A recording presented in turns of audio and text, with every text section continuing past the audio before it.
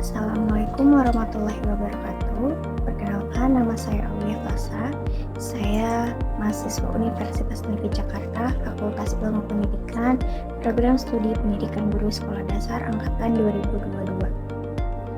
Pada kesempatan kali ini, saya ingin memberikan testimoni mengenai pentingnya kurikulum.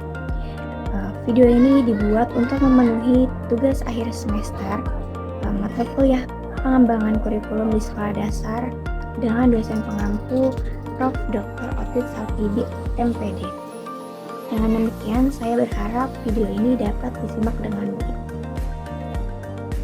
Kurikulum secara etimologis berasal dari bahasa Yunani yaitu carrier yang artinya pelari dan curer yaitu tempat berpacu. Makna dari dua hal tersebut dalam konteks pendidikan adalah jalur atau lintasan dirancang untuk membawa peserta didik dari titik awal, yaitu ketidaktahuan atau pemahaman awal, menuju titik akhir, yaitu pengetahuan, keterampilan, dan karakter yang diharapkan. Dari pemahaman tersebut, dapat dikatakan kurikulum membawa pembelajaran dengan tujuan yang jelas, di mana kurikulum menentukan apa yang harus diajarkan, bagaimana cara mengajarkannya, serta bagaimana cara mengukurnya, sehingga proses pembelajaran tidak hanya berlangsung saja, tetapi juga efektif, terarah, dan bermakna. Dengan demikian, kurikulum dapat dikatakan sebagai jantung dalam proses pendidikan yang memastikan adanya arah dan tujuan yang jelas, dari metode sampai evaluasi yang terukur. Begitupun juga apabila pendidikan berjalan tanpa adanya kurikulum, ibarat sebuah kapal tanpa nahkoda berada di lautan yang tidak ada ujungnya.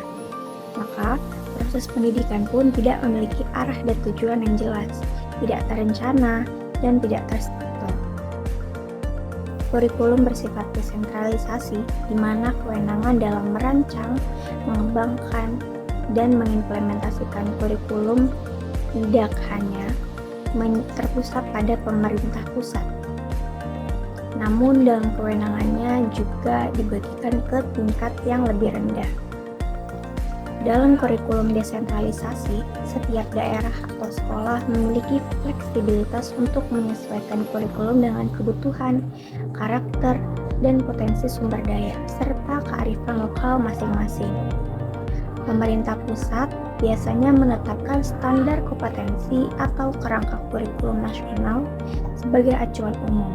Namun, implementasi dan pengembangan lebih lanjut diserahkan kepada tingkat yang lebih dekat dengan peserta didik. Hal ini memungkinkan adanya muatan lokal yang lebih relevan, sehingga pembelajaran menjadi lebih bermakna dan kontekstual bagi siswa. Sebagai contoh, sebuah sekolah di daerah pesisir dapat mengembangkan muatan lokal tentang kelautan dan perikanan, sementara sekolah di daerah pegunungan dapat memasukkan materi tentang pertanian, konservasi alam pegunungan. Kemudian, guru juga memiliki keleluasan untuk memilih metode pembelajaran dan materi ajar yang paling sesuai dengan karakteristik siswa di kelas tersebut. Dengan demikian, kurikulum desentralisasi memberikan ruang bagi inovasi dan kreativitas dalam pendidikan, serta meningkatkan relevansi pendidikan dengan kebutuhan nyata di tingkat lebih lokal. Dalam konteks pendidikan deep learning, merujuk pada pembelajaran yang mendalam, bermakna, dan berkelanjutan. Prinsip utamanya di sini adalah pembelajaran harus berfokus pada pemahaman, bukan sekedar hafalan.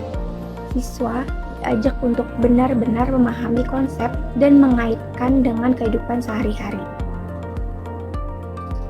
Salah satu prinsip esensial adalah berpusat pada siswa, yaitu student center, di mana guru berperan sebagai fasilitator.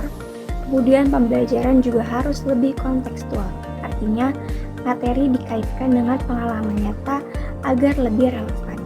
Selain itu, deep learning mendorong kolaborasi dan diskusi, sehingga siswa aktif berpikir dan belajar bersama. Prinsip penting lainnya adalah refleksi dan kesadaran belajar. Siswa perlu dilatih untuk mengevaluasi pemahaman dan proses belajarnya. Dengan menerapkan prinsip-prinsip ini, pembelajaran menjadi lebih bermakna dan membantu siswa membangun kompetensi abad ke-21. Pada prinsip dasar kurikulum SD yang harus berbasis holistik dan integratif, bermakna bahwa pembelajaran di SD ini harus dirancang untuk mengembangkan seluruh aspek potensi peserta didik secara utuh dan terkait. Holistik di sini artinya menekankan pada pengembangan kognitif, yaitu penguatan dan pemikiran. Kemudian afektif, yaitu sikap, nilai, dan emosi.